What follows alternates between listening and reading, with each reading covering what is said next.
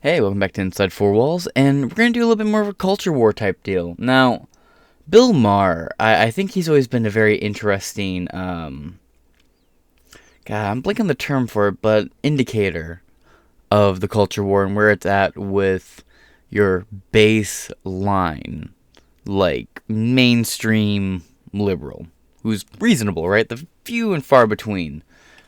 Because, he'll be like, oh yeah, actually, Trump does deserve credit here.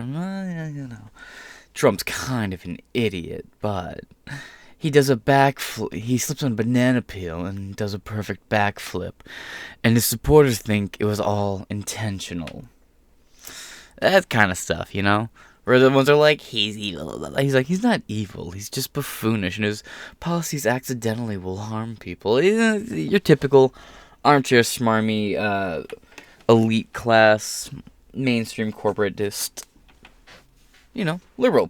Over time, he's kind of morphed. But here's the thing. He's been weirdly consistent with shit. He's maintained an anti-establishment center. He called out Obama. He calls out Trump. And he was hard as fuck on Trump. He fucking went after fucking Bush, too. He's extra hard on Republicans. He always has been. But he also went after Obama.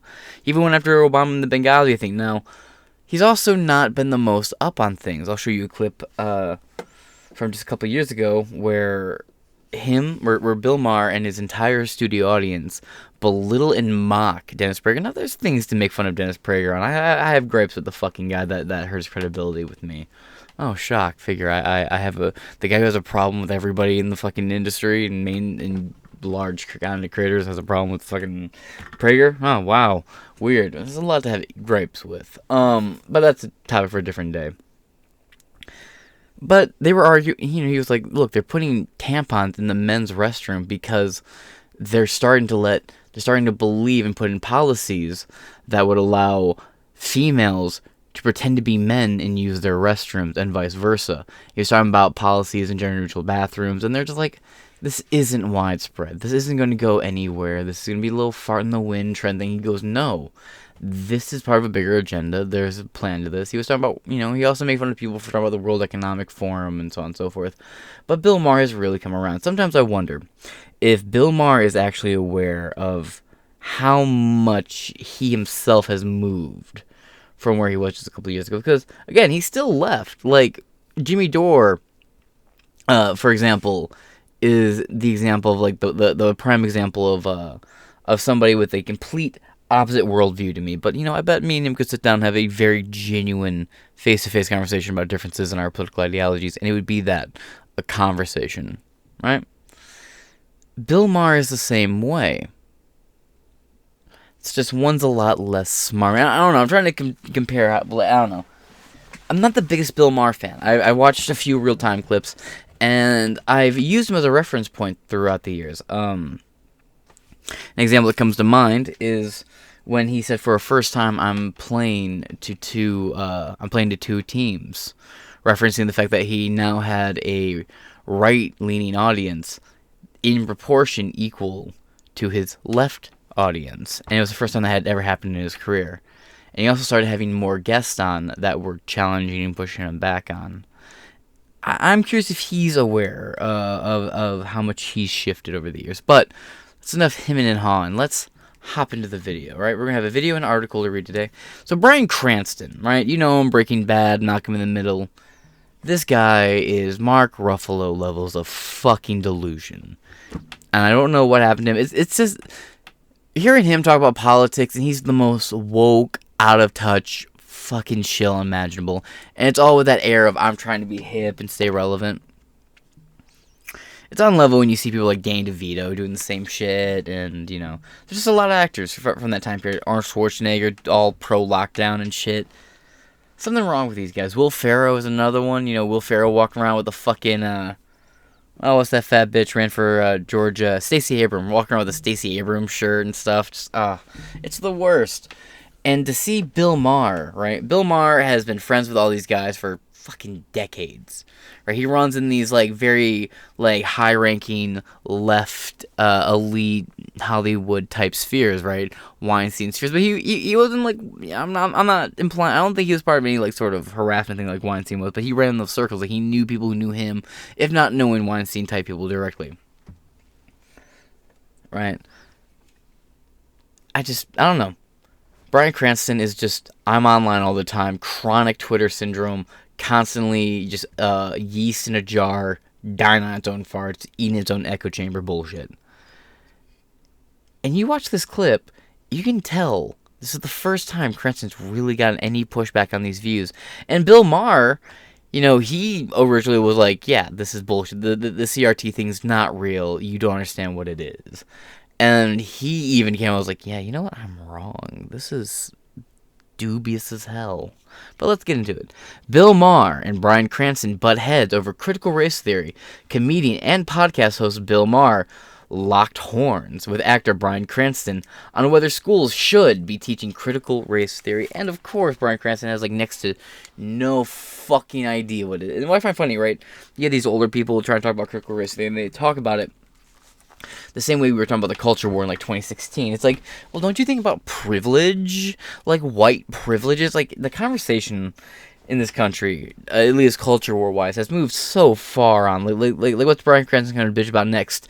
Manspreading on fucking buses? Like, it's that level of out of date stuff. So we're going to go to the New York Post after we watch this clip. And I'll be honest, watching this, it's not that bad of an interview. Of course, semi-Lutheran, Lutheran with, I don't know, slight agnostic pull from time to time, I'll be real with you. There's, quite a few things I disagree with. Of course, they're both Hollywood leftist, but, Bill Maher's at least not a shitlib. Bryan Cranston is deep dying the bullshit, Bolshevik garbage type deal. Like, just gone with it. It's unfortunate, too, because I really like Bryan Cranston. You know what? To be completely honest, I'm still going to enjoy his works. He's got a lot of great shows, and I appreciate him in Malcolm in the Middle. Plays a great dad. Though I will say, The Middle with the janitor from Scrubs is a much better show than Malcolm in the Middle, and it's a similar enough concept. But turn down, because I watched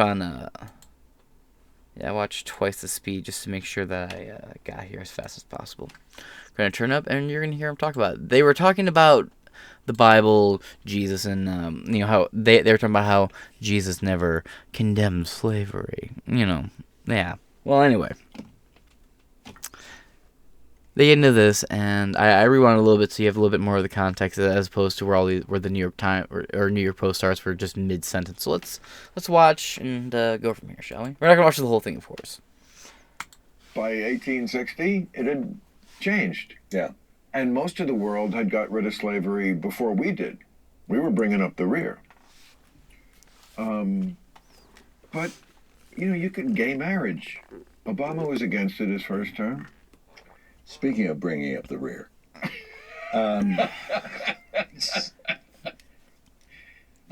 Yes, he was. But that was a political move.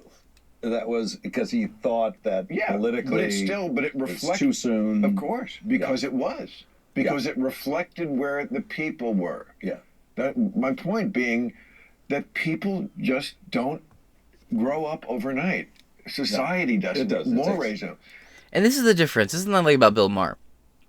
Something that I think separates the shit lib from a respectable liberal, and this is such a fucking douchey way of putting it, is a victim mentality. Right? A shit lib has a perpetual victim mentality, if not for themselves, like, oh, woe is me, but for some pet minority group they've chosen to adopt as like their forever fucking racial fucking grievance. Oh, but the oppressed poor black people, don't you think about how your policies hurt them? Don't you realize blah, blah, blah. They just can't have a real conversation because they're stuck in this emotional, like, I have all this wonderful stuff around me and you don't, and I feel bad because I feel like because I'm better than you, and I don't like feeling better than you, but I know I'm better than you. Like, please, just watch my behavior during the whole pandemic. Like, I'm gonna do everything I'm on social media and telling you shouldn't do, but I'm totally gonna do it anyway. Anyway, here's me singing Imagine by John Lennon. There's no heaven. I fucking hated that shit. But That's the kind of person Cranston here is. Bill Maher, on the other hand, he's not a perpetual victim. He doesn't have this victimhood complex. He's like, look, I disagree with you. Your philosophy's off. Your economics are off. And what's your realistic response to this? He's a skeptic. He's a cynic. He's looking for a fight. He's not looking to have you file his grievances. He's not looking to have his white guilt justified or to be told that he's a good guy because he's concerned about a couple minorities. No, Bill Maher's going to actually have the argument with you, and I'm going to disagree with him, and he'd do donuts around me on some topics, and I'm sure I'd do donuts around him on some other topics. Culture war topics, I'd probably do donuts around him. I'm sure fine topics, classic, politics from a billion years ago, I'm sure he'd do donuts around me on that topic, at least pre-90s. But for God's sakes, it's time. It's 400 fucking years that we've dealt with this. Oh. And our country still has not taken responsibility or accountability. For what? For the history of the systemic racism that's in this country. What should we do more? Well, I mean, for one thing, critical race. And watch the amount of stuttering in him and Han. By the way, the whole way leading up here, let's see, this is 1644. 1644, guys. We're just going to go back a little bit. Watch the conversation here. I'm just going to put it on double speed. There is not him and Han and stuttering. Watch, this is going to be the part where the random part where there's a lot of stuttering. But watch. Never a thing, so I never questioned it. And I was so nervous about going to church itself. It gave me such anxiety that I wasn't even thinking about that. She just never went. Yeah. So, but yes, my sister and I would be driven to... No, you did. I remember. And you put $1 in, or quarter 50 cents. There's a little slot where you put the money in. Oh yes, right. Yes, where they had all the candles, and there was a slot with a cash box, basically, and they would come empty it every now and then. That's a good description of it. No one ever says in either testament, what about Slav is a slave comes from the word Slav. Or Slavic, very widely. I mean, there were slaves everywhere. Just people. Bill Maher's stuttering more than Bill Cranston is. I'm gonna do it. I'm gonna hear them answer that question. What about you? I think it's more Cranston talks. You can see a better example of what we're talking about. He did, of course, embrace. Well, Jesus.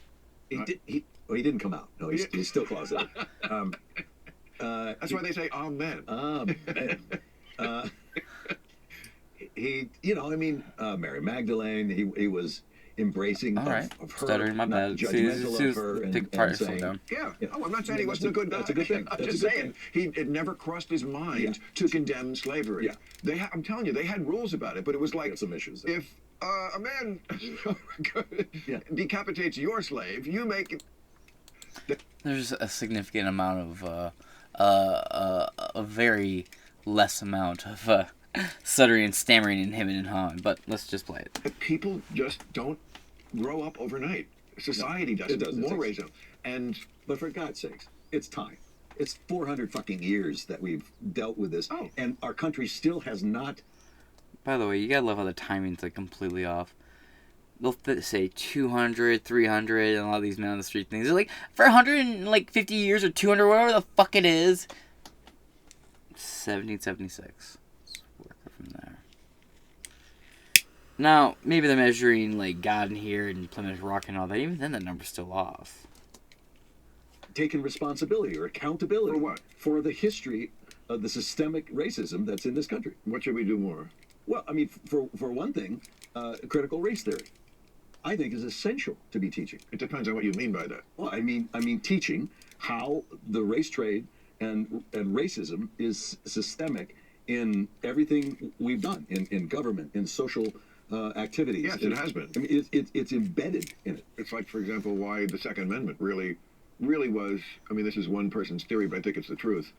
The Second Amendment really has to do with, a profound humbleness you don't find amongst the average liberal. This is just one man's theory. I think it's probably true, but, it's a theory.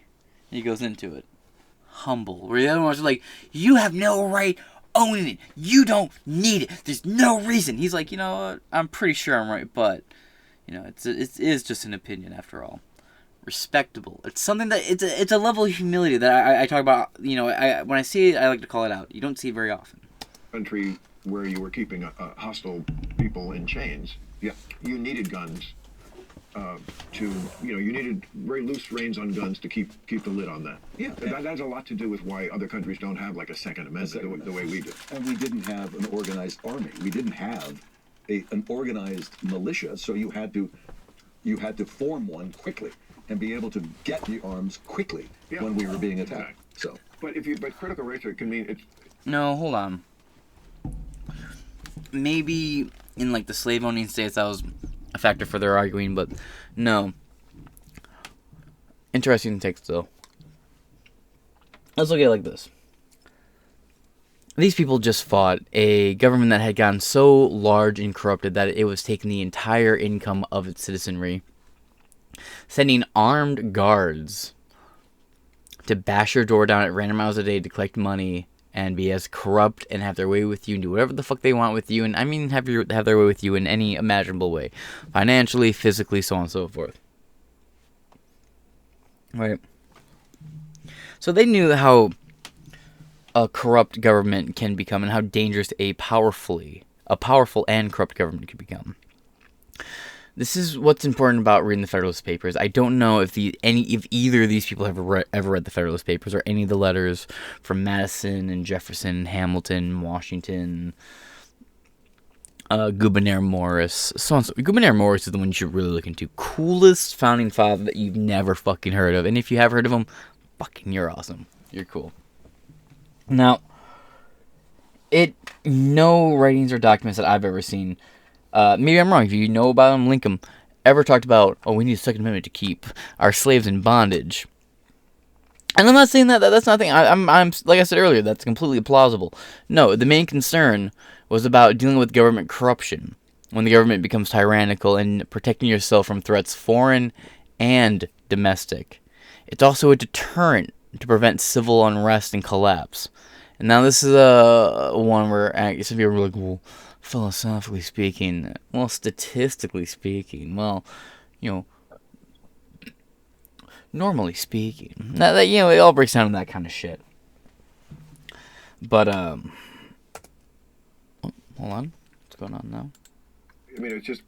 But anyway, yeah, I don't know anything that has that states that the Second Amendment was put there and protected to confine and enslave citizens. I know it to actually be there for the exact opposite.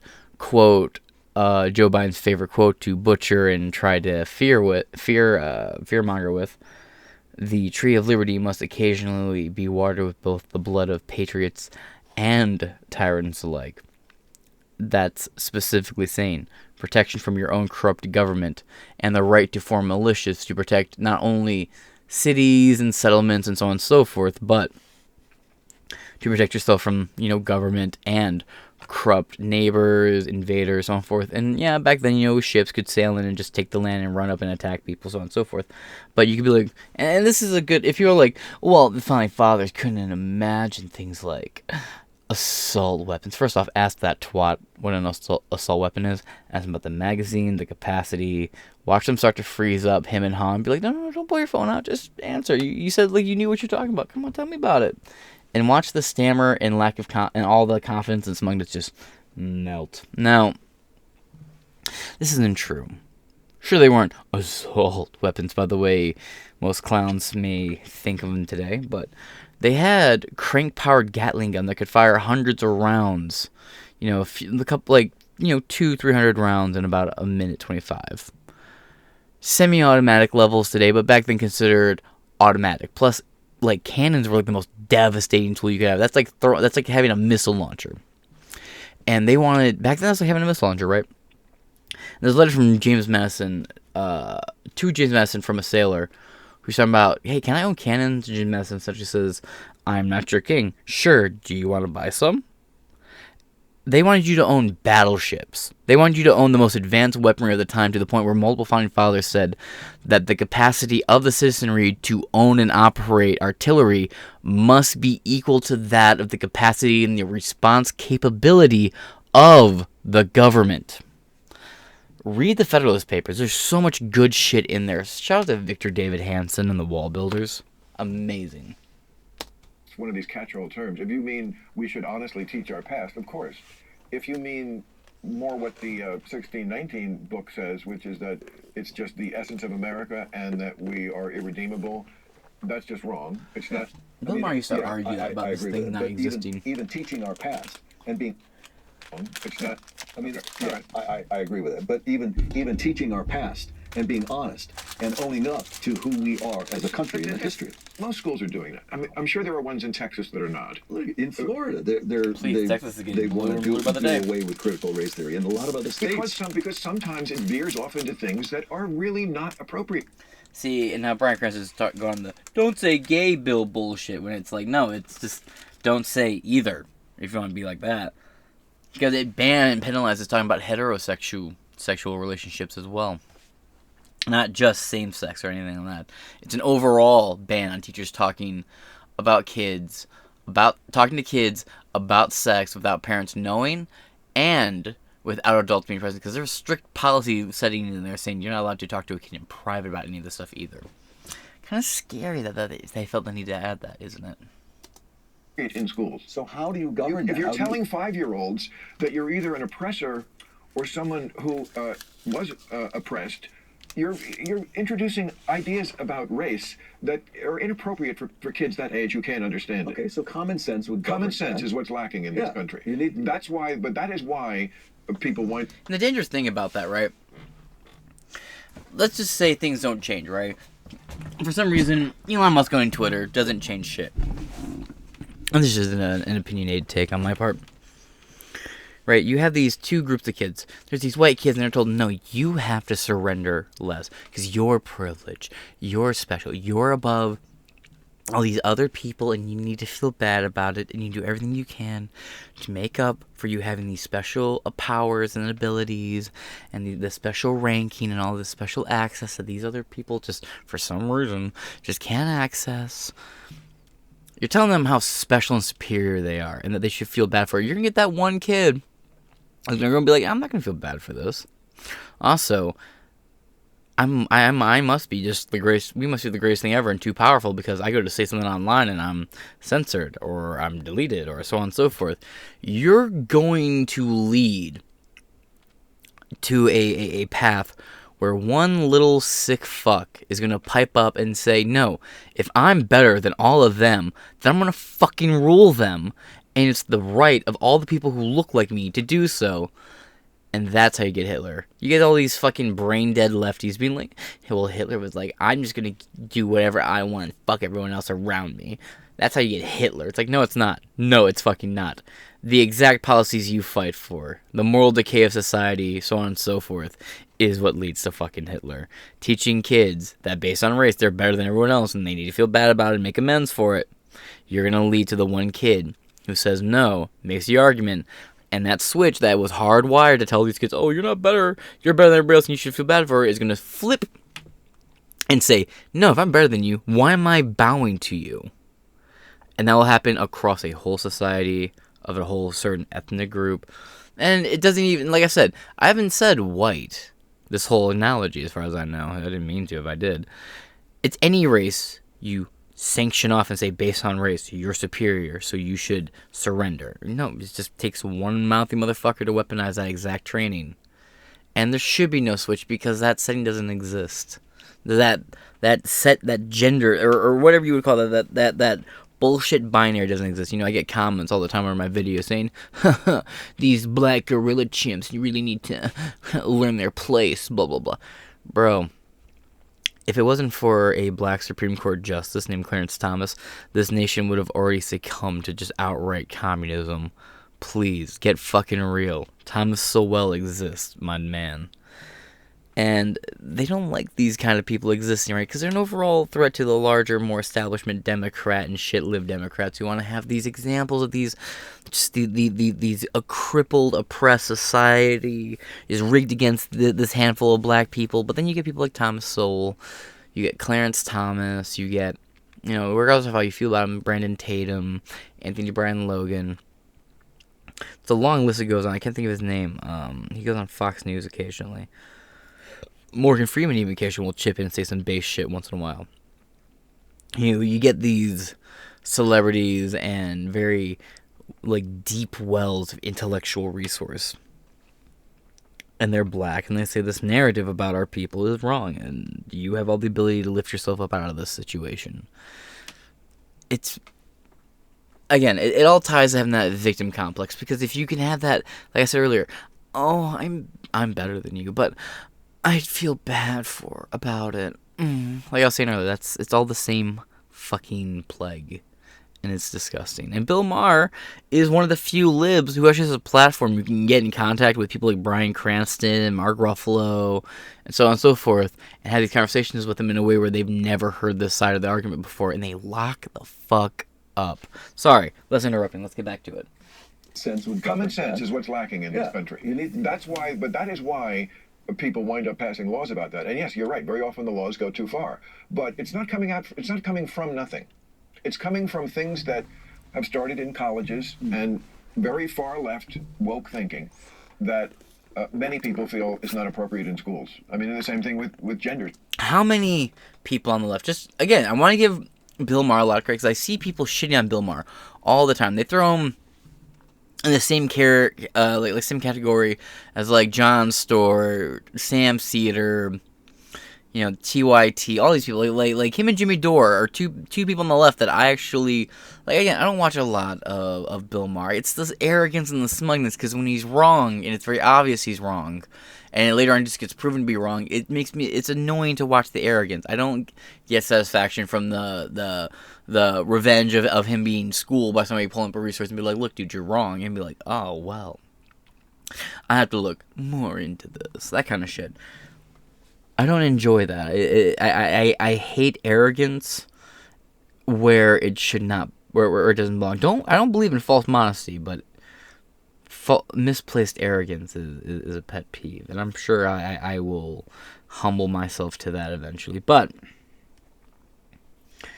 you don't see people on the left sitting out there and being like, no, what happened is a bunch of crazy far lefties in college went out, and now it's pervasive in society. This ideology is seeping in everywhere. This woke nonsense. This is a man firmly on the left. Like, left. Die in the bullshit Bolshevik left. And he's not a shit lib. He's just like, look, you're wrong. You're wrong about what you're saying. You have half a story. You have all your facts backwards, so on and so forth. He calls it out, and then will explain firmly and calmly why his view is what it is. I just don't think he realizes how hard the windows are shifting, and how far into the line that separated the right and the left is moving further and further. So more and more people are considered right. I don't think Bill Maher is realizing that. People around him start to look at him as if he's more right wing, when he's not by any means. But it's the same thing with Brett and Eric Weinstein. They're progressive pseudo-socialist liberals, but because they know Joe Rogan have takes on like the economy and whatnot, they must be far right. Like, it's interesting, right? Your stuff. Can they just be kids for a minute? Right. Okay. And that's absolutely. And we have to find that time, that level of maturity when a child can understand that at certain times in this country's history there was a grave mistreatment of other human beings. I think we get that. No, we don't get it. What do you mean you get it? Really? You think that is not... Look, did you hear the instant wrath in his voice when he got cut off by, pardon me, real quick, hold on. Just the prissy little bitch frustration when he goes, what do you mean? He goes from, like, falsely concealing this sense of calm to just fucking snapping. Listen to the voice. At time, that level of maturity when a child can understand that at certain times... He's never really had to think about it. He's trying to sum it up. All the arguments he's heard, maybe some of the videos he's watched are talking about it, and just repeat that. In this country's history, there was a grave mistreatment of other human beings. I think we get that. Yeah. There was a grave mistreatment of tons of people in this country's history. Native Americans, blacks, the Irish, the Polish, the Japanese. We had internment camps during World War II for Japanese people, and then up getting a bunch of Chinese and Korean and a bunch of citizens that were just generally Asian in appearance who were thrown into that. It wasn't just black people, so on and so forth. It's this small narrow worldview. And it's kind of ironic that these Hollywood types just can't get the bigger picture. But they are working with much smaller screens, to be fair. Actually, in storage, I have a sign. I don't have access to take a picture to it, but I have an old sign. I got it at a garage sale or an estate sale. A pile of signs when I bought it. It's a metal sign. It says, "No blacks, no Jews, no Irish." Yeah. It says whites only, and above it is Jews and Irish. Now, I understand the Jews don't even want to be considered white because, they fought very hard. And the ADL will come after me, supposedly, if I don't state that the Jewish people, regardless of race, they're not black, white, Asian. No, they are the race of Jew. There is just female and male Jew. But I do find it funny that I have this sign that says, "No blacks, no Jews, no Irish, whites only." And it's from an Alabama, it's from a Mississippi, shop. I just find it very funny because you put some people, they don't think about this day and age that the Irish were looked at as less than black people in a lot of parts of this country. But this is a pervasive narrative, BLM. But BLM will never mean Baby Lives Matter, of course. Well, no, we don't get it. What do you mean you get it? Really? You think that is not something that is now widely understood and agreed? Yeah, it's definitely not widely understood. That America has a sorry racist past? It's talked about and whispered, but they don't Whispered? know. Yes. The Jim Crow laws? But that's 100 years ago. We have a whole fucking month. Veterans don't even get a fucking month. Proclamation in 1865. It was 1965, or in 1964, when the Civil Rights Act was passed by LBJ. But this is 2023. It took 100 years. I know, but is my point. Can we live in the year we're living in? You don't think? Of course you live in the year living Okay, in. well, the year we're living in is not... Drive me to drink. Listen to the frustration. Bryan Cranston has never been confronted with someone pushing back on his own bullshit ideology, and it's driving up a fucking tree in real time. 1965, or in 1964, when the Civil Rights Act was passed by LBJ. But this is 2023. It took 100 years. I know, but is my point. Can we live in the year we're living in? His thing is look how long it took. And Bill Maher says yeah, it's a past. We're over now. They got the history too generalized and broad and kind of really broad brush strokes and missing a ton of details. But that's neither here or necessarily there. But Bill Maher's yeah, like I said, America has a sorry history of slavery. And I think the average American understands that. And every nation's flag has a little bit of blood on it. Absolutely. I think that's the fairest statement imaginable. It's not just America. America is, in fact, the only nation that went to war with itself to end slavery. Now, it wasn't to end slavery. There's a lot more to it. But, I don't know. It's this anger, this... I am secure in my bubble. How fucking dare you? You're supposed to be my friend. You're supposed to have my back. Now you're embarrassing me. Hey, You don't think 100 years. I know, but is my point. Can we live in the year we're living in? You don't think? Of course you live in the year living. Okay, well, the year we're living in is not. Drive me to drink. It's not what you're describing. He says, "God damn, man," all angry and indignant. And first off, you're on Bill Maher's show, man. Show a little humility, especially when you're wrong, and you're not even open to the idea. Like Bill Maher, right? The two dispositions. Bill Maher, right? He gets a little bit of pushback earlier from Cranston. He goes, "No, this is just my opinion. I think I'm right, but it is just an opinion." And Bill Maher's like, "The fuck do you mean? What the hell? You're gonna drive me to drinking, man. God damn it." All angry and indignant and head up his own ass and just not willing to have the argument, the conversation. Yeah, people want to tell me that Bill Maher is just as bad as Trevor Noah and that fat guy who took over for Craig Ferguson. Craig Ferguson was the greatest late night talk show host ever. Fight me. You're describing in America, yes, that I think most right-thinking people would agree was deplorable in so many ways. No, I'm good. You done? It's tasty though. It is good. It's very different, and I like it. It's a little smoky, but not because too it's smoky. mezcal It's mezcal and not tequila, because it's smoked and not steamed. Yeah. Anyway, what were Bill Maher's a good interview, giving Cranston a moment to cool down and relax. we arguing about? Well, probably the Golden Globes, which you sound like you should be making. Hello. No, I just think we need to live in the year we're living in, and acknowledging progress is not saying the past isn't horrible or that we're done and there's no more work to be done. It's just being realistic about where we are today. And where we are today is nothing like the times you're describing, as bad as they were. So you. I mean, this is, I think, a problem with a lot of the left. They seem to be obsessed on the past. The past is important.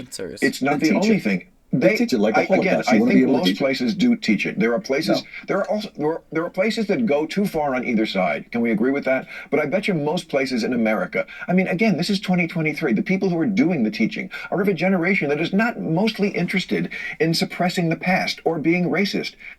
So I went to an elementary school in a city called Ann Arbor called Allen Elementary. My principal was a woman named Miss Fitzgibbon, a raging lesbian who dated, or at least had a relationship, as an adult with hindsight, with a gym teacher. I'm saying way too much, get my ass in trouble. But maybe don't hold hands in the hallway. It's a little weird.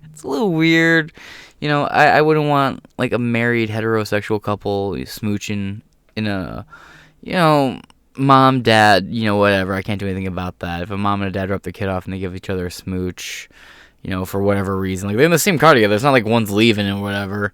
But, staff, you gotta crack down on that, hey, PTA in the school, that's really inappropriate. Like, the other jobs, maybe you were both working at, like, a restaurant together, sure, you can, like, sneak a kiss in here or there, but, like, in a school, essay, no say, real crack down on that shit. Anyway. And when we addressed slavery at a very young age. I remember how we did in kindergarten. When I was in kindergarten, what we did, we briefly addressed slavery, and the way it was taught to us is people were told that they weren't allowed to leave, and they had to do all kinds of work, and all they were allowed to do was work and sleep. And I'm like, well, that sucks. They're like, yeah, imagine it was like you were only allowed to do your chores all day long, which I thought, I hate Ann Arbor, I hate Allen Elementary, I hate the public school system, but I went to a time, I was in a weird time period. I was in early 2000s, I was in elementary school about the year 2000. Common Core, No Child Left Behind hadn't quite become a thing yet. I was leaving fifth grade when Obama got elected for the first time, and then going to, Common Core came in, built upon No Child Left Behind, and everything got weird and switched up. But before that, it was kind of straightforward how they taught slavery. In kindergarten, it's just, yep, these people weren't allowed to leave. All they were allowed to do was sleep and work on the farm all day. You had these mean people who yelled at them. By the way, here's a little kid-friendly video about Martin Luther King, and it's just like a really like dumbed-down version where it's like, oh yeah, we just want to be friends, we should all be friends no matter what our differences is. Well, I like to play with trucks. Well, I like to play with action figures. Well, then we can't play together. It's like, well, no, hold on, the action figure can go inside the truck. Look, despite our differences, we've found a way to make our differences work together to be friends. Like, really baby basics, bold down bullshit. Right? They teach slavery at a very early, at least for me, that was my experience. They taught that shit. It didn't help that, my family was super duper political, so I was always watching shit like that, C-SPAN 2, Book TV, The Presidents, and Ken Burns, PBS Civil War shit. I didn't have, like, at my mom's business, we had cable, like Cartoon Network, and, Adult Swim, and MTV, and E! And Spike, and all that shit, right? But at home, it was just, like, default basic, like 30, 40, like channel 2 through 34 type shit. And then all of a sudden from like 35 to 60, there was nothing. Then like 60 to 95 was the rest of the channels. G4 and shit. Dude, old G4, Ninja Warrior and shit. Mint. Off topic. Now, as you get older, you start to do better. Oh, we also had to color little medallions that had like MLK's face on it, like color in a picture of MLK. But as you get older, by like 4th grade, you watch a little documentary about who Rosa Parks is, and then, there's some lady who works at like the history museum, comes in and talks to her, the librarian does it. They taught about it. I don't necessarily agree. My nephews knew about it when they went to elementary school, and they went to the same elementary school because everybody lived in kind of the same area we're used to. All my students kind of moved out with everybody else too. But anyway, that's off fucking topic. My point is, they teach about fucking slavery.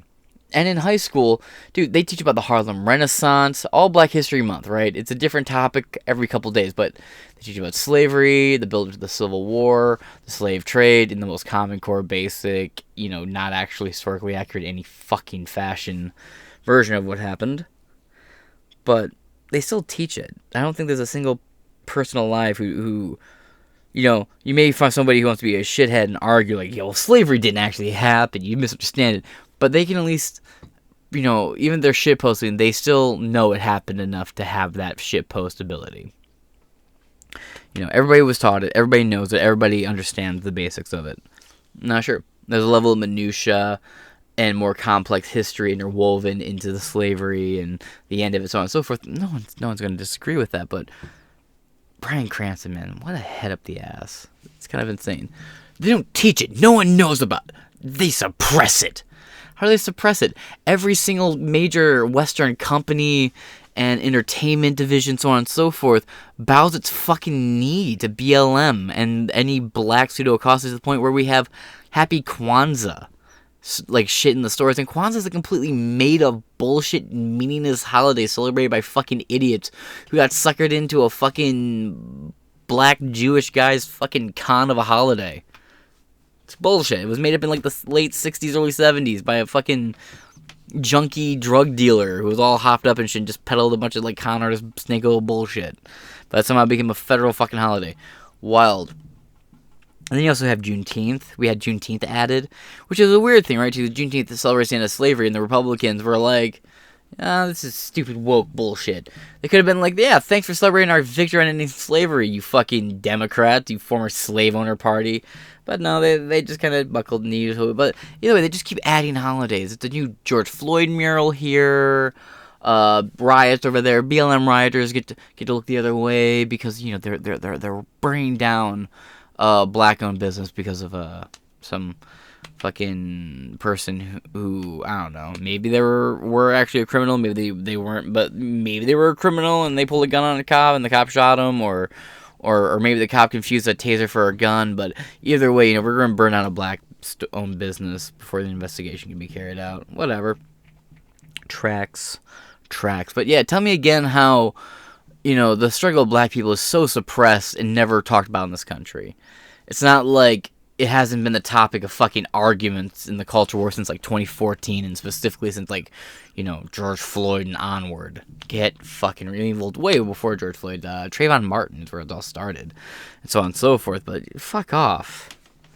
You live in a bubble, dude. I mean, I disagree with that. well, then you don't watch a lot of the videos. The people who are doing the teaching are of a generation that is not mostly interested in suppressing the past or being racist.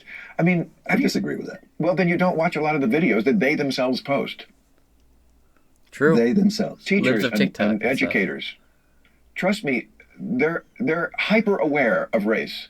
If anything, it is injected too much into everything. But you sound like you're more in the Hollywood woke camp, and I'm not that's saying fine. that. Damn. Sounds like you're more in the Hollywood woke camp than I. It doesn't mean we have to No, it's like it's a humanistic camp. I want. Did you know when you were a child? Did you know that camp. segregation was all through? Again, when I was a child, was the 60s. Yeah. This is 2023. When- you keep when going the- back to like Yeah, but how Bill, it was. it's and as still if the same present. people. It is still, of course, you know what? Racism is always going to be present in not just white people, but in all people to a certain degree. You can't completely sanctify human nature. It's just what it is. It's tainted. We try to extirpate it as much as we possibly can, but we can't. Certainly, it's a great thing that we've passed most of the laws that you would need. I mean, discrimination is illegal, has been for a very long time. The very sad that Bryan Cranston lives in California wanted to upend and completely amend all of their civil rights laws just 3 years ago. Obviously, it'll always be fought in the courts and so forth. But I mean, as opposed to these errors you're talking about, when it wasn't even the law. Jim Crow, yes. Before the Civil Rights Act, yes. But that's a long time ago. So, And let you me seem ask to think that the country in 2023 is populated by seething racists who are unaware of our past and the obligation we have to do better. I do agree that there are people who want to move forward without looking at the past. And when you move forward without looking at the past and course correcting, you're in trouble because it can happen again. Well, can't we do both? Can't we? Let Be me ask you a cognizant question. of the past Yes, and move forward? yes, you can. Let me ask you and a question. acknowledge the present. And let me ask you a question. Yeah. When you look at this guy's hat, "Make America Great Again," what do you think about that? Sweetheart, nobody has made more fun of Donald Trump than I. I know. So I'm just you asking can't you. get me on like I like Donald Trump. I I'm don't not like saying that. that. Okay. I'm not saying And that. I get your point. I've said it myself. Yes, make America great again. I understand to a certain number of people that's a dog whistle about America was better when it was whiter. I get. You know what's interesting about the idea of a dog whistle? A dog whistle is supposed to be a... You know, let's not even use my example for it. Let's just look it up real quick. So I'm not sure if... It seems like Bill Maher is saying that Bryan Cranston views Make America Great Again as a dog whistle. So let's just roll with that, right? Let's say Bryan Cranston sees Make America Great Again as a dog whistle. This is more about him than the people he's trying to attack for wearing it. Down here, first one, a high-pitched whistle used to train dogs, typically having a sound inaudible to humans. But definition 2, a subtly aimed political message which is intended for and can only be understood by a particular group. Quote, dog whistle issues such as immigration and crime. That's a misuse of it. And right here, look over here. You see Trump 2020, Make America Great Again, Confederate flag, all that shit clumped up together. Now, if the point of a dog whistle is that only the people in the know understand it, Bryan Cranston, if to you, Make America Great Again and those little red hats, I wear them. I'm not a white supremacist. I was dicking a black chick for quite a few years. Like 7. Irregardless of the story point here. That was meant to be more funny than it was. But, flex aside, you're the one saying like, oh, I see white supremacists. I see like Nazis and authoritarians and dictators and fascists. Well, if you're the one who understands the dog whistle, dude, then the dog whistle's for you. The person wearing the hat doesn't see it that way. I mean, the person wearing the hat isn't initiated. I mean, the person in the hat doesn't understand it as any of these signs of this weird fucking violence. Right? You know what's happening right now? In that situation, I can compare it to something perfectly. There is some black guy from the suburbs who went to LA and he's wearing like blue jeans and a blue flannel and a blue baseball cap, thinking nothing of it. He's just dressed the way he normally would in the suburbs, this poor little black kid. But now he's in here in Compton, and everyone's looking at him like, oh shit, this motherfucker's affiliated. Oh shit, better beat his ass, better fucking teach him a lesson. Meanwhile, the guy doesn't know why he's about to get his ass whooped. To him, he's like, are y'all hate my outfit? What's wrong? What happened? He doesn't know that they think he's in a gang, because he doesn't think of himself in a gang. He doesn't think he's wearing gang colors. He thinks he's just wearing a nice outfit that displays a little bit of his beliefs or his views or something he stands for or something he thinks or something he likes. But now these guys see it as like this weird, twisted, warped version of whatever the fuck they want it to be, because it's their dog whistle that only they understand, and they beat this dude's ass for just wearing blue in the wrong neighborhood. Same thing right here with Bryan Cranston, throw a little fucking bitchy hissy fit. Dog, if MAGA means white supremacist to you, it's because you're a white supremacist looking for more white supremacists. Oof. Get that. Okay. But I don't, though. Would you then also accept that there's a large swath of people in his camp and other people like him who have no clue that that's a dog whistle? That they think, oh yeah, Make America Great Again is for everyone. Exactly. The fucking point, you clown. The idea is America is an ever-evolving country. That's the point of having a living, liquid constitution like we do. It is meant to be malleable and evolve with the people and the time in the pursuit to perfect the idea of a republic with democratically ran elections, or whatever best suits this country going forward. That's what Make America Great Again is about. It's not about white, black, whatever. It's about seeing America first. You're a Christian second. You're a Jew second. You're white second. You're black second. You're poor, you're rich, you're whatever group, minority, identitarian, this label you want to slap onto it. That comes second to you being American. Weird coming from an anarchist, I know. But there's something to be said about protecting your home as opposed to the government. You can love the nation. You can love the flag. You can love this entire country and hate the fucking government too. And my stance hasn't changed. If I can't have a government formed by the Constitution, then I will not have a government that I recognize. I think it's a pretty reasonable take. And Bryan Cranston's head is so far up his ass that if they don't see the dog whistle, it's because it's not a dog whistle. He just said it himself. Does it dawn on you that people like Trump sees MAGA as something for everyone and not a fucking hate symbol? Yeah, because it's exactly how he sees it. It's something for everyone. Especially if you're, in Israel and you need money. That's a dog whistle. That they think, oh yeah, make America great again is for everyone. Dumbass. But when was it great? Let me ask you this. I know, oh God. I mean, making a big sigh. Come on. No. When was it great for African Americans in this country? When was it great? Well, if you're applying for college now, I would say now. So, in our history, now, it's great. I didn't say great. It's never great for anybody fully. Great for anybody? Well, life is full of problems. So great, yes, if your life is great, you're very lucky. Most people would not say my life is great. Would you say your life is great? Yes, I would. Yeah.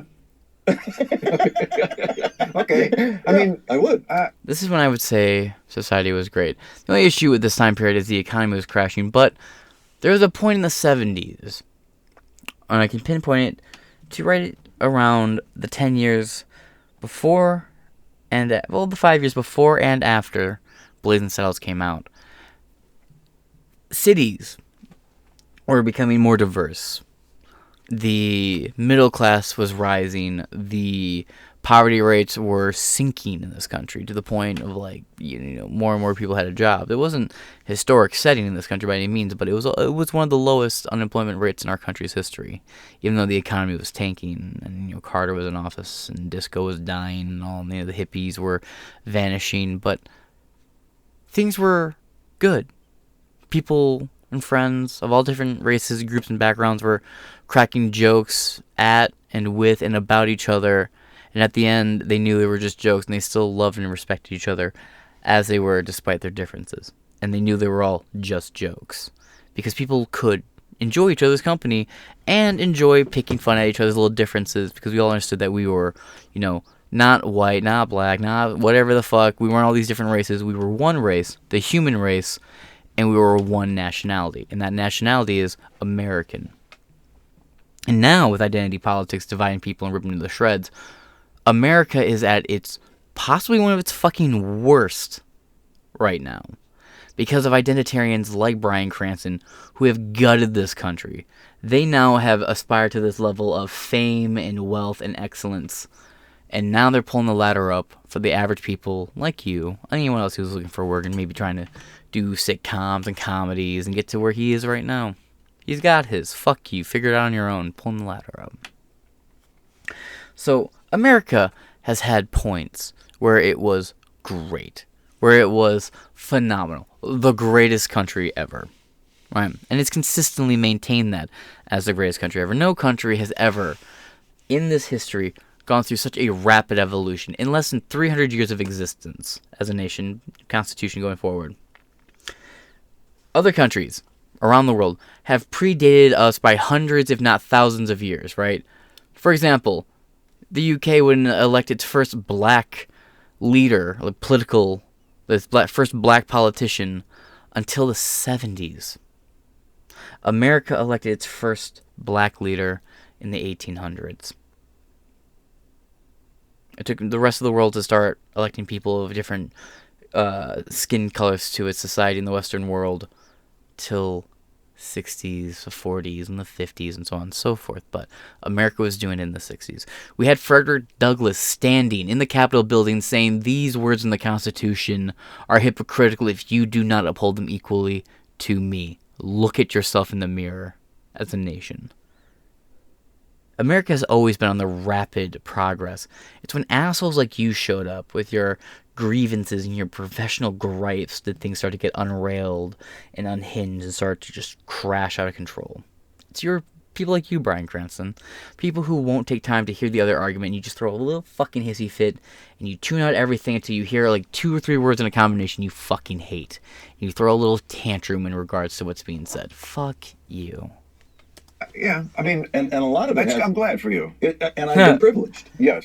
Do you believe in white privilege? I like the word advantage better. Because advantage is broader. Here's the reason why. When you say advantage, now, have I had advantages, especially growing up in, being, again, we were born the same year, 1956. If you're born in that year, yes, you were a young person in the 80s, probably in the 80s, could, like I have been up for a job at a comedy club when I was working little comedy clubs, and there was a black comedian, and they gave it to me instead because they thought I would do better being a white comedian, or that they were just maybe had racism in them. Yeah. And all this stuff, up until like 2012, 2013, when identitarians started to take over and this like weird lefty, toxic, pseudo-Marxist, just poisonous woke ideology was in its infancy, just starting to grow legs. Actually, this great article explaining how Glee was the plague rat ship, or the plague ship for the woke identity politics. But when he's talking about white advantage and all that, just didn't exist when I was a kid. Just wasn't a thought to me, I guess. I don't know. It wasn't until like BLM and riots and stuff like that happened that I really thought about, oh yeah, I am white, aren't I? I knew black hillbillies. I could go down south, see my family in Mississippi. They got fucking black Southerners flying the Confederate flag. You just think Civil War, man. They're still flying that. That's funny as hell. You don't think about it being a black person or a white person. You just kind of check like, wow, that's still flying that. That's great.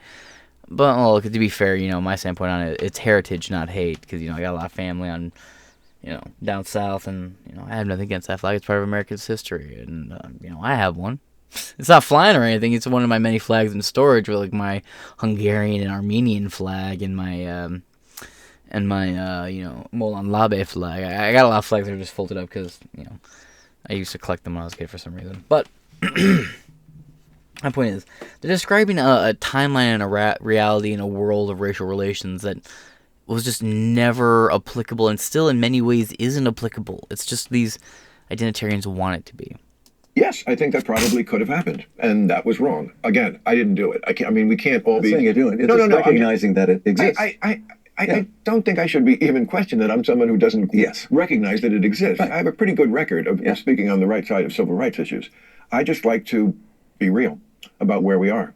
And where we are is not where we were. And some people seem literally reluctant. It seems like they feel like the worse I think things are, the better person I am.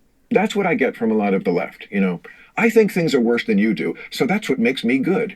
And, I just want the reality. I just want the truth. What is the truth of the situation? And again, I'm not decrying that these changes are made. I'm applauding it. I'm applauding it that it's great that if you're a black kid applying to college, you don't have to face discrimination like they used to. And very often those colleges and businesses also in America are trying to make up for their sorry past. I think we're not really far apart. I think it's yes, are there factions that are on both extremes? Of course. But to say you're a liberal person, as I would consider myself, I think common sense is the law of the land. It's what should be. I think we are in a much better place than we've ever been before, as far as civil rights, as far as acceptance, and it's just the people. As far as civil rights, quite possibly. As far as acceptance, absolutely not. And as far as civil rights on paper, yes, but civil rights in practice and in enforcement, absolutely not. The justice system is slanted against white people. Unarmed white people are far more likely to be shot and killed by the police than any minority group is. There's also a lot more racial profiling and discrimination against Asians and whites than there are any other minority group or any other, ethnic group. So, I would not say, in practice, currently, no. On paper, yes. I think about 10 years ago, before all you assholes showed up with this bullshit, things were getting a lot better and constantly getting better. It was like a climb uphill, and it was going smoothly. Even people on the right and the left were agreeing on a lot of these policies. But then you assholes had to show up and throw a hissy fit, and there was never enough. And then the policies didn't take care of enough people, and it just had to keep expanding until it was just, by the time we realized it was never enough for you assholes, it was too late, and we had already started the process. people who are running the world now are millennials and Gen Zs. They're not. I think you're thinking of your generation, and they are still in place in some places. They're certainly not all racists who are in place, but yeah, there are. Like I said, I don't know if we'll ever get rid of it completely, like any human flaw. But the people who are running things, I just don't think that's their mindset. Is let's be racist to people of color. They don't understand it, but they are innately that way. Innately? Yeah. Oh Lord. Oh no. What have you been reading? Oh, man. Come on. Is that white fragility or some bullshit like that? It's not white. God damn. Bill Maher. Does Bill Maher realize how red pill he sounds? He sounds almost like left-leaning libertarian.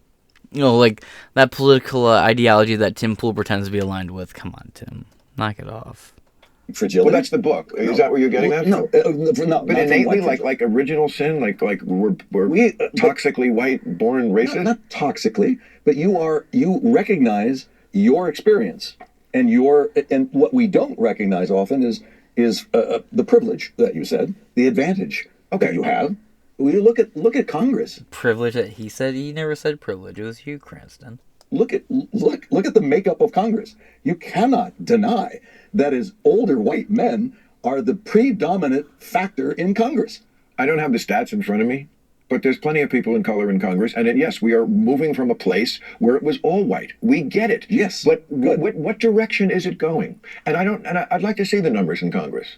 Certainly in the Democratic Party, I bet you they're at least representative percentage-wise. I would say so. Okay. Yeah. Less so in the Republican Party, but I have to tell you, Republicans are doing better and better all the time with... I don't know, you guys complained at the beginning of this podcast about the far-right faction that held up the vote for Speaker and how stupid they were. Byron Donalds, a black conservative veteran, was on there. Not to mention other, minority BIPOC conservatives. So, self-aware, totally. People of color. I hope so. Because the woke shit actually doesn't help any black people. See, to me, this is the difference between liberalism and wokeism. Liberalism is about lifting people up. Woke is just about self-loathing and hating yourself and scolding everybody and virtue signaling. It doesn't actually help anybody. Lifting people up who have gotten a bad shake in this country, who are for some reason downtrodden or have been cheated, absolutely. I've always been for that. But I don't think that's a lot of what's going on. And I think there are... I just look at the numbers from the last election. I mean, Trump, what would you think that he would get even one black or Hispanic vote? He got 20% of the male black vote. And he did better with Hispanics than he did the first time. Yeah. He did better with all minority groups. Your rapist then gets respectable numbers in that election. And from women, and then 4 years go by. And Bryan Cranston just said, he also, and for women too, meaning he knows these numbers as well. Interesting. It's almost like they're shilling or something. He does better. The people, especially immigrants, they don't like this unrelenting negativism about this country. They're like, you know what? I agree with that. You should see the fucking river I swam through to get here. And I get here, and all you people do is shit on your own country and tell me how horrible it is. You know what? I came from horrible. You want to know horrible? I'll tell you fucking stories. True. So how can we bridge the chasm that has been created between this divisive world that we live in? Oh, good. I thought you were going to say you and me, and I don't want there to be a chasm between us. No, man. So you don't mind having a good Irish debate like that? Fuck yeah. Good for you. Oh, my God. Come on, buddy. Oh, please. Bryan Cranston's been trying to get sore for quite a while. What's the handshake? I don't know. That was the 1956 handshake. But by the way, I just found out. It's just probably going to just go on. I'm going to watch the rest of this, but as for now, I'm going to end this part of the thing here because it's over an hour long. So let's just hop over here. Bill Maher and Bryan Cranston butt heads over critical race theory by Jacob Genus, January 28th, 2023. Updated. Not sure when it was updated. Comedian and podcast host Bill Maher locked horns, let me try to write this down, with actor Bryan Cranston on whether schools should be teaching critical race theory. The two discussed whether the hotly debated ideology which holds that race shapes social and political movements, the media and laws, which we have laws that make it illegal to do that, but okay. should be included in schools curriculum on Maher's, quote, Club Random podcast. The topic came up after they talked about slavery, and Maher said people like former presidents should not be canceled for having slaves. Quote, it's 400 fucking years, and we've dealt with this, and we haven't dealt with this. And our country still has not taken responsibility or accountability, Cranston said, quote, the Breaking Bad actor said he believes critical race theory is essential to schools. Quote, I mean teaching how the race trade and racism is systemic in everything we've done, in government, in social activities, he said. You want to talk about how the first slave owner and the man who argued for the rights to own and enslave black people specifically was a black man? Black landowner in the South? I don't want to teach about that, and you probably don't even know about that. Maher said that he considers critical race theory to be, quote, one of these catch-all terms, and told Cranston, quote, if you mean more if you mean more what the 1619 book says, which is that it's just the essence of America and that we are irredeemable, that's just wrong. The controversial Pulitzer Prize winning 1619 project, developed by Nicole Hannah-Jones, widely debunked and derided, by the way, and published in the New York Times, says slavery was a key force behind the American Revolution. Among its other claims, that it had been widely panned by historians. Maher said that to teach children that they are oppressors is introducing ideas about race that are inappropriate for kids that age who can't understand it. Ultimately, Cranston and Maher agreed that there were certain woke topics that should be kept out of schools. I'm just going to read 3 comments, so let's go right here. B realized from 22 hours ago said, quote, slavery has existed since the dawn of civilization. The U.S. also fought a deadly and costly civil war, in part to end the practice here. Like many Americans, my family came here in the 20th century, and after 3 generations back, I have no idea if I come from kings or slaves, and it makes no difference. Based. Cocktails with Dean. I attend both public and parochial schools in, I believe they mean private, but anyway, in the 1960s Chicago. We were taught quite a bit about slavery, the Civil War, Frederick Douglass, and so on. Critical race theory is a theory and not fact. Only facts should be taught in schools. Based. Be Realized responded one last time with, CRT is not about clarifying history or setting the record straight. It is about the future. It is a tool designed to harness institutional power. Well, that's just the Patriot Act and No Child Left Behind and Common Core and all that wrapped up in a little ball, my friend. That being said, I'm going to wrap this up here. The woke cult is dying, and they're starting to receive the pushback that they needed to earlier, but, you know, they're receiving it now. Is it a good thing, or is it too little too late? Let me know in the description below. But until then, I'm going to catch a nap. I'm going to get up and start recording more episodes. And until then, this has been Inside Four Walls. I'm your host, James Madison, and I shall catch you guys later. All links and everything are in the description below. Of course, please like, share, comment, and subscribe. If you didn't like the content, downvote. If you like the content, upvote. And leave a comment about things you liked or things you would change or critique. And, you know, if you think I'm wrong, please fact check me. I do like spreading only the most factual information possible, and I rely on the intelligence of the audience occasionally to catch my slips. So, until next time, deuces.